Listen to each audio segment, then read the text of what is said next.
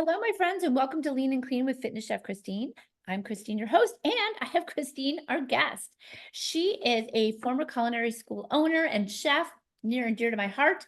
She has a certificate in culinary medicine, which I can't wait to hear more about, a capstone in women's menopause studies, Mediterranean diet follower, and I want her to take it away. So tell us all about your journey. Tell us about what you're doing. Hey there. Thank you so much for having me on. I am so thrilled. It was like kismet to find another Christine. Mm-hmm. So, but face it, those of us born in the 60s, there are a lot of us. That's true. So, I'm Christine VanBloom and I do the Empty Nest Kitchen. And I owned a cooking school for 15 years. It was my whole thing. I went to culinary school. I used to live in New York City. And when I was there, I decided to go to culinary school and I did the whole French technique cooking thing. And it was incredible.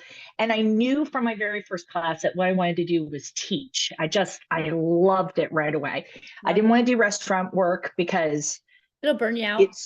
Oh my gosh, and soul sucking. And I was newly married when I did culinary school, and I really liked my husband, still do. So I was like, I don't want to be opposite hours. He's a teacher, so I don't want to be opposite hours with him. When I moved, I left New York and I moved to Maryland. And it took me a couple of years to find my feet. And then I started personal chefing. I started teaching cooking classes like in people's homes. Then it was so much fun, and you just meet the most fun people all the time. Food is a great people connector. It is. Food is this huge connection piece for us. Then I was doing so much teaching, I opened my own school, and it was just a blast. It was so much fun. And all these people told me it was never going to work. And I had it. Doesn't it get your the hairs on the back of your, it does. It does. So I had that, and then COVID hit, and COVID was the worst. Brutal. It was brutal. It was brutal for everyone. Yes. Anyone who says it wasn't brutal, even the people who got that time home with their kids and all of that, it was still brutal. It was brutal. I had the worst timing. I'm just telling you quick. We sold our house right before the lockdown. So we were stuck in an 800-foot apartment. Oh. Yes, for that entire time. Oh man. The only good thing is they had a nice gym that they didn't close. I did a lot of walking and a lot of working out. I did a lot of walking. I did a lot of angry walking. Yes, I hate the heat. I just hate it. And I would wait until the hottest part of the day, 4 o'clock, and I would stomp through my neighborhood. I was so mad. I would put on a little skirt and I'd put in some earbuds, AirPods, and angry music, and I would just stomp around. I would seriously. I love it. I did so much stomping. So COVID hit and everything went topsy-turvy with the business. And then in July of that year, I broke my ankle playing pickleball. Ugh. And I am not sporty spice, but I was out there playing pickleball and I was having so much fun, and then snap that sucker. I was in a boot. It hurt so much. And that was the middle of July of 2020. And then in the middle of August of 2020, my husband had a stroke. Playing pickleball, no joke. No more pickleball for you too. No more pickleball.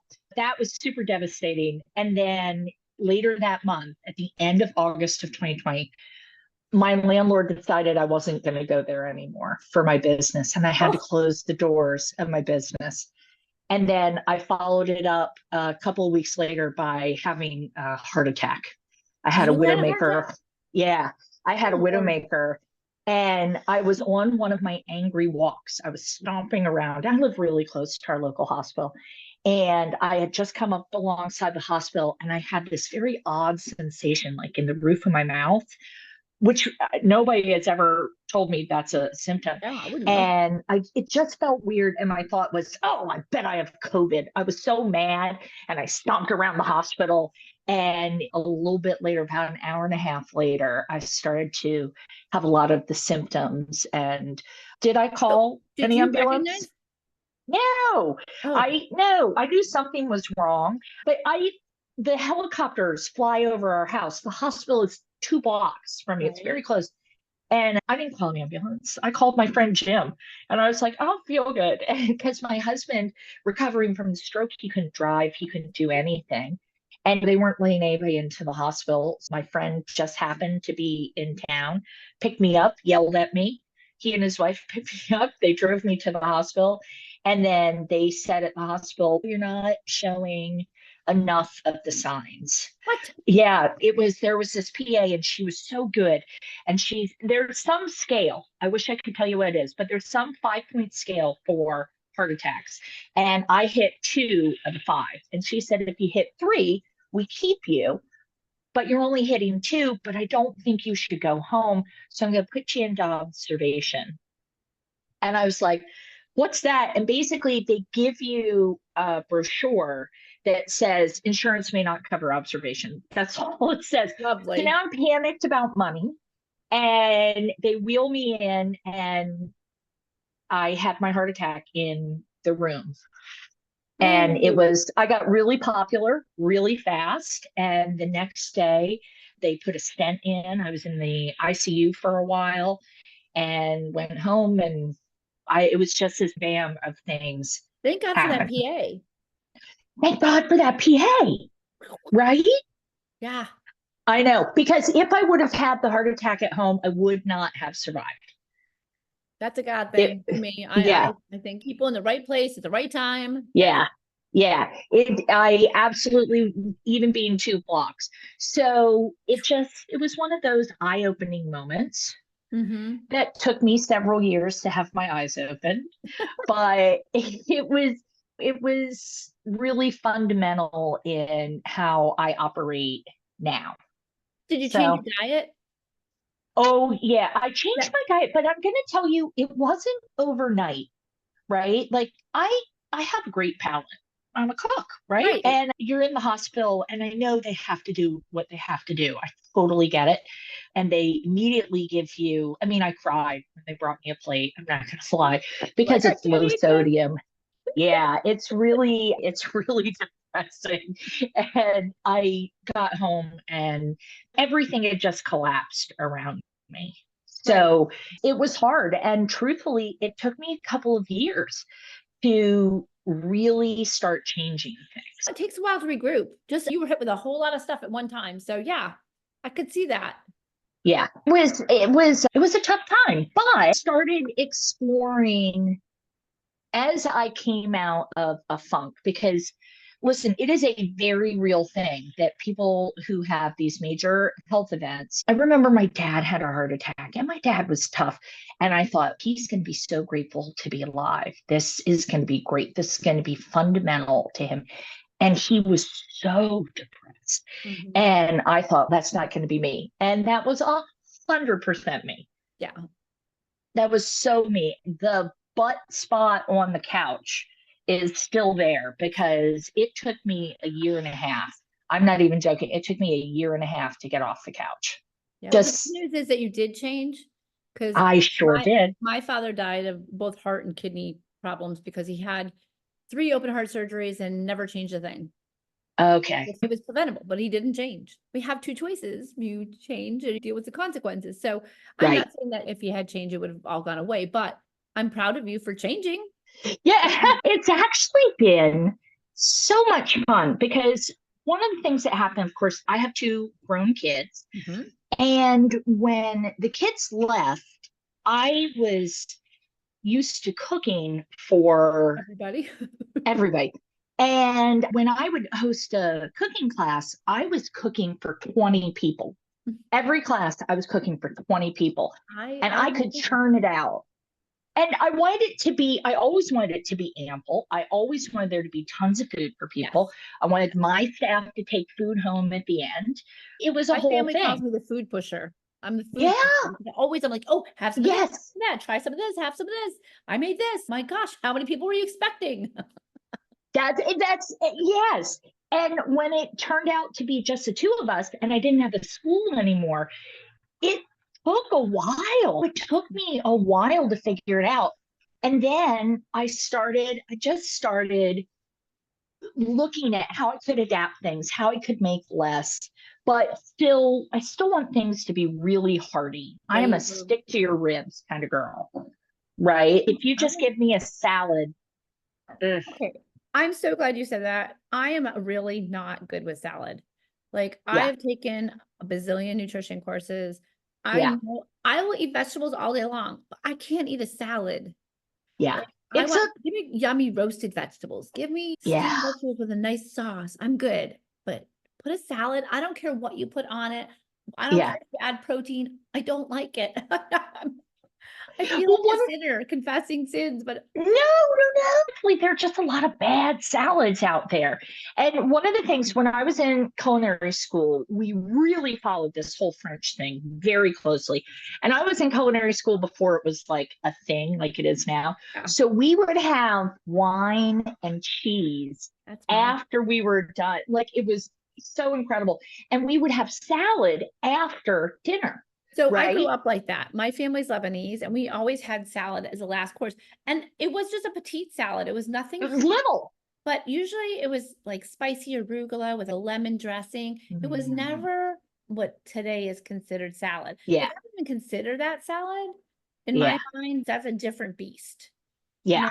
I like I like you say arugula. Arugula and oh, I are I besties. eat arugula like chips. So like I'll I just love get out it. of the bag and have a couple, Yeah. But that's not like the salad that I'm talking about. I'm talking about like when you go to a restaurant and you order a salad and they give you like this ginormous thing. It was all this Yeah. junk on top. That's not for Yeah. me. I And like now they throw, you'll have iceberg and romaine is a little better, which is great. But a lot of times, so you got to use romaine in a Caesar salad if you're going to go that way, right. right? But I get it. Caesar dressing, this isn't a healthier way to eat. Right. So, you just, there are so many things to do to it. So I actually love like a little light, bright, crisp salad at the end that's a That I little can get into. acidic. Hmm. Yeah.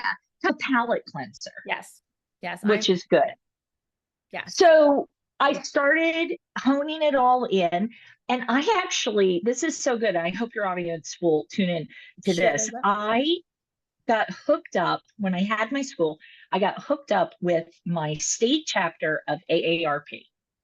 Okay. And it just so happened that the assistant director's husband worked in the insurance agency next to my school, and they needed something. I don't even know. And she's lovely, and he's lovely. And I did an in person class. And then when the pandemic hit, they reached out to me and they said, our members need something. Can you do something? And I was like, yeah, because what else was I doing? And I started teaching these classes, and they got picked up so that now I teach a class nationally the Awesome. first Saturday of every month.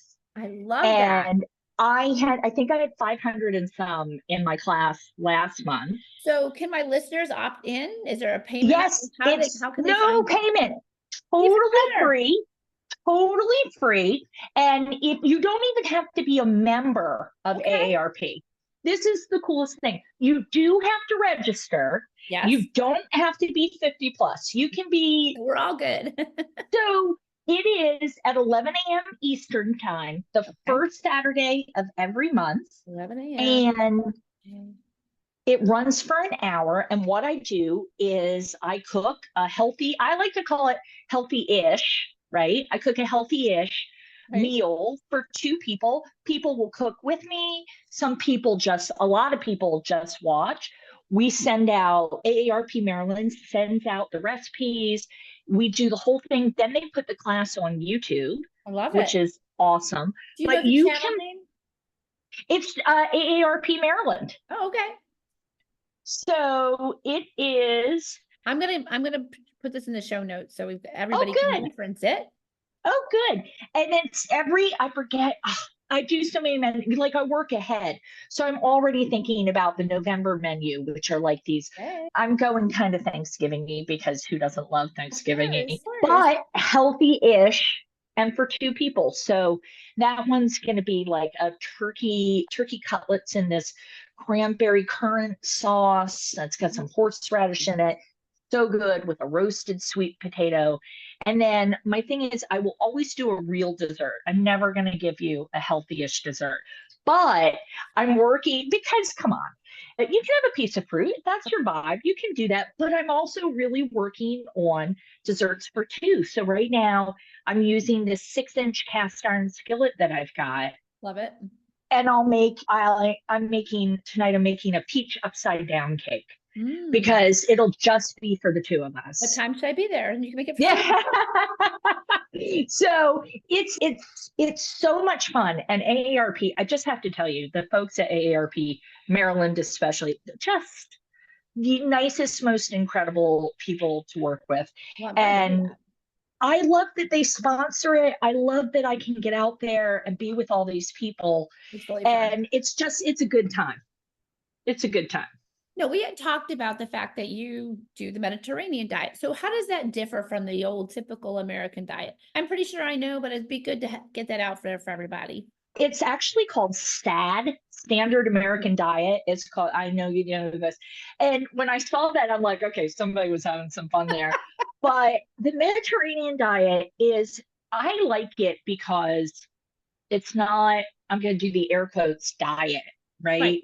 So It's a we lifestyle. did, it's a lifestyle and it's really focused in on lots of legumes and healthy fats and protein and fiber, but it's not, I don't feel like it's a diet that's excluding things. It's not, gives you a lot of options for sure. And you feel good. Yeah. And I I did some, know, sorry, go ahead.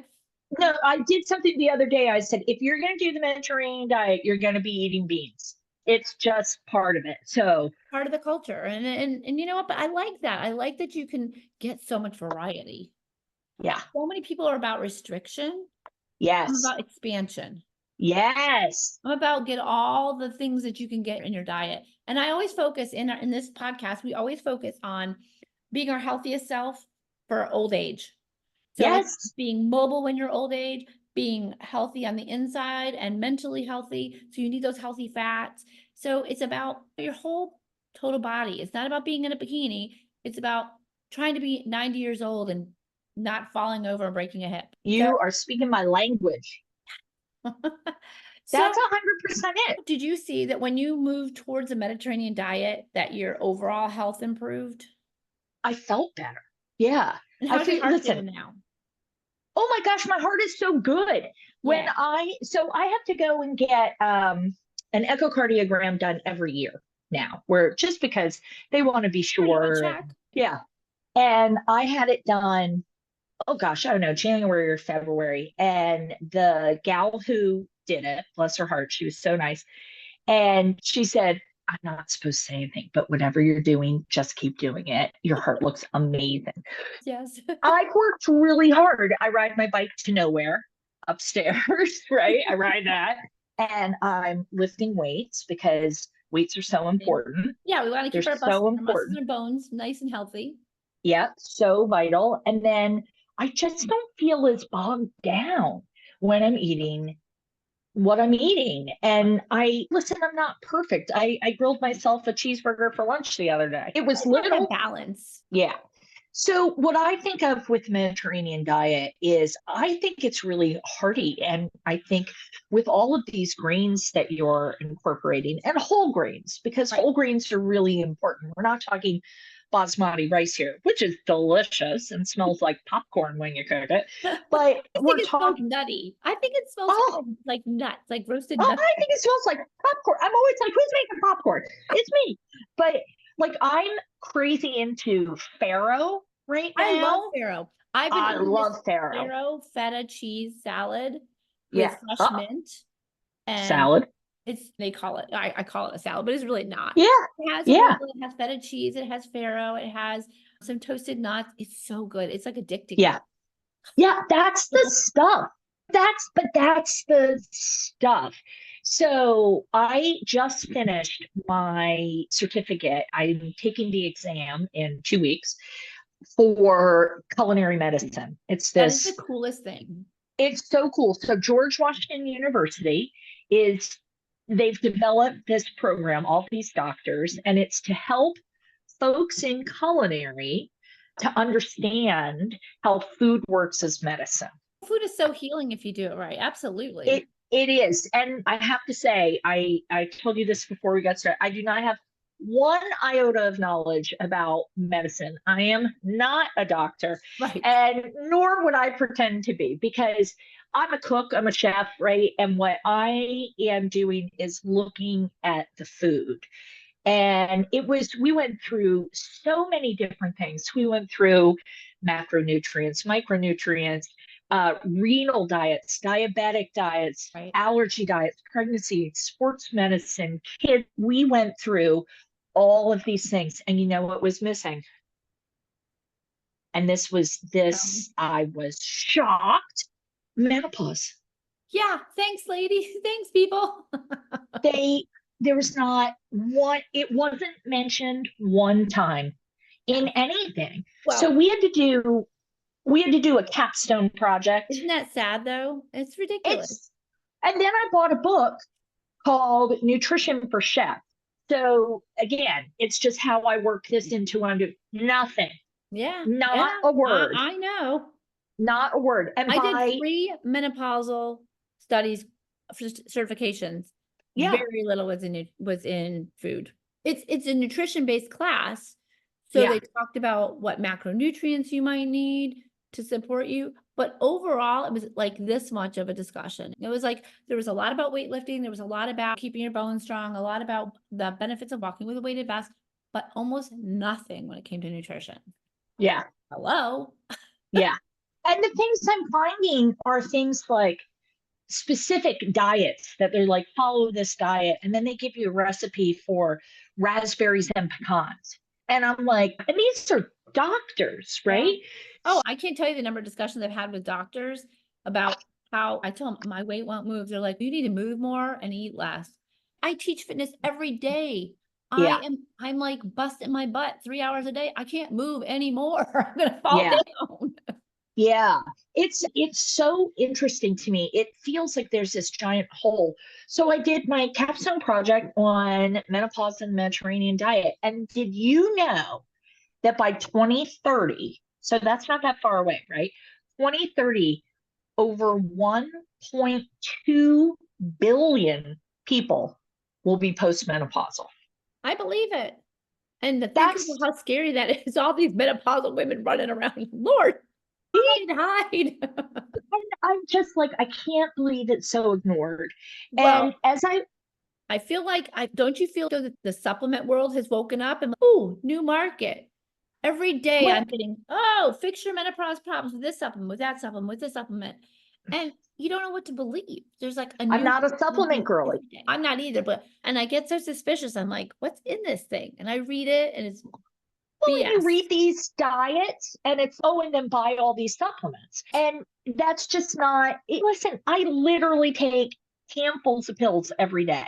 I take 14 pills a day just because I had a heart attack. So I'm not looking to add a bunch of stuff that's not really, I don't know that it's really helpful. The right thing. And sometimes it feels a little like a money grab to me. It definitely. I really dug in on Mediterranean diet for someone in menopause.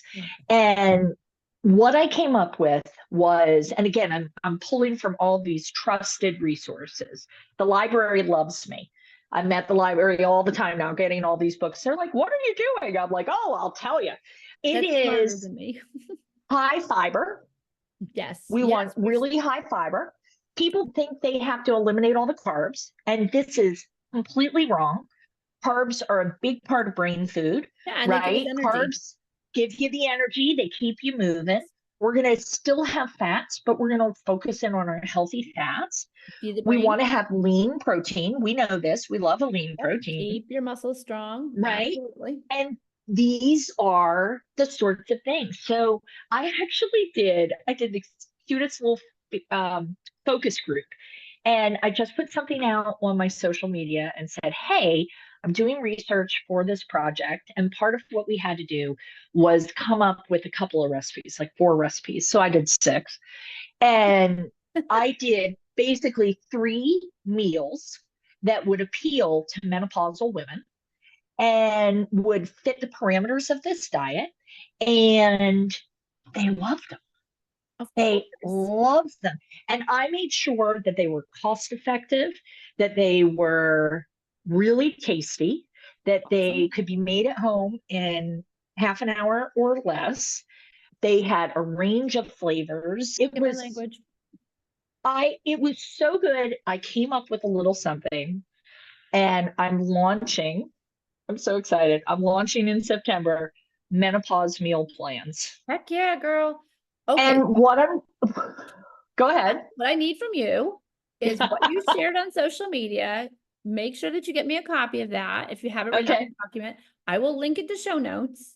Okay.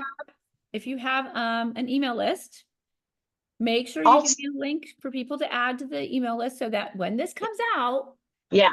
we can join. Okay.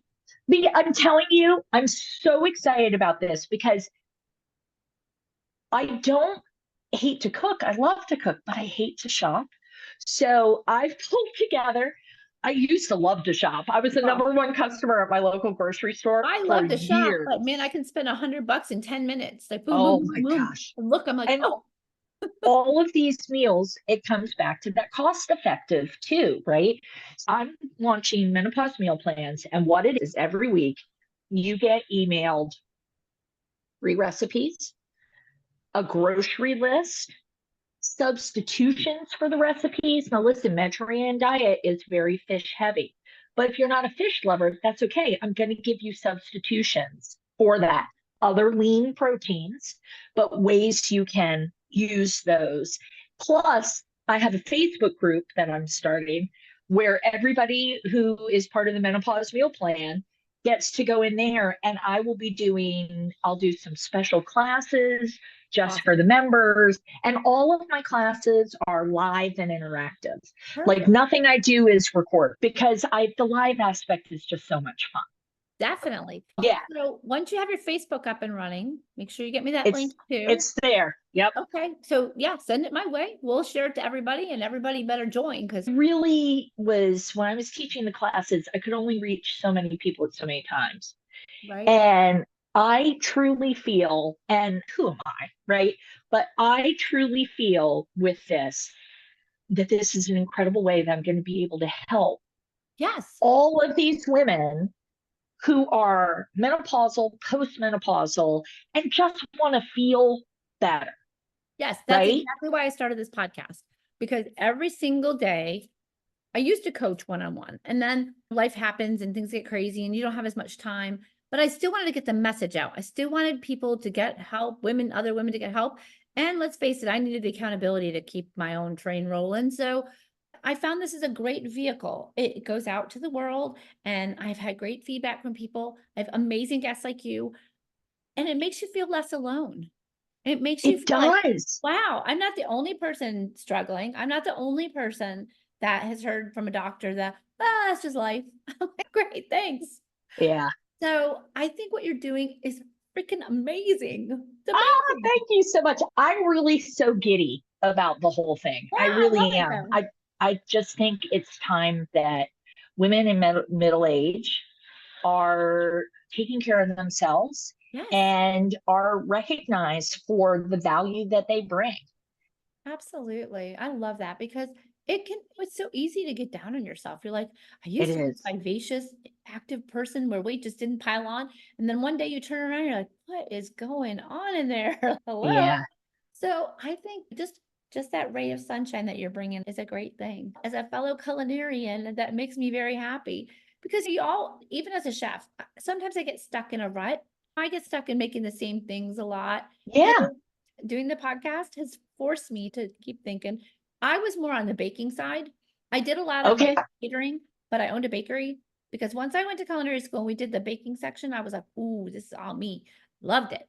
As you get older, you can't really eat all that baking, all those baked goods, or you start to look like a triangle. And so I've had to adjust a lot of that too. So it's been a journey, but it's meeting people like you just fires up that passion in me again. I'm like, yes, I can't wait to try some things. So I'm going to get the word out about you, and I love having you on. And we're going to follow up once you get your train rolling with some of your new things. we'll get back together again and keep sharing. Love it. Love it. That's so Oh, good. thank you so much for being on. I'm so thrilled. Thank you so much. And I forgot to ask, how's your husband doing? Is he doing better? Great. He's doing Oh great? my gosh. He didn't have the typical stroke that takes away half of your body. He had a cerebellar stroke, which hits a different part of the brain. And basically, it meant that his balance and his vision were affected. Okay. And he would pull a cushion off the couch and stand on it and close his eyes and do all of these crazy things to get that all going again. He's incredible. That's He's awesome. incredible. He's in great shape. We're lucky people.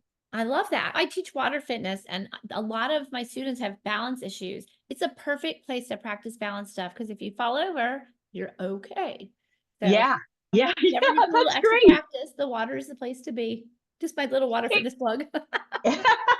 Incredible. Love it. Oh, I really appreciate you being here. I'm sure my listeners are going to love you and really want to connect with you. So send me all that good information that I can put in show notes, and we'll definitely spread the word. Thank you so much. I really appreciate it. Thank you, and good luck. She's doing a big talk today, so we're all virtually Yeah. cheering on. Yay. Thank you so much. Yes, take care, and I will be in touch soon to get all the links from you. Awesome. Be blessed. Mwah. Thank Bye. you. Bye.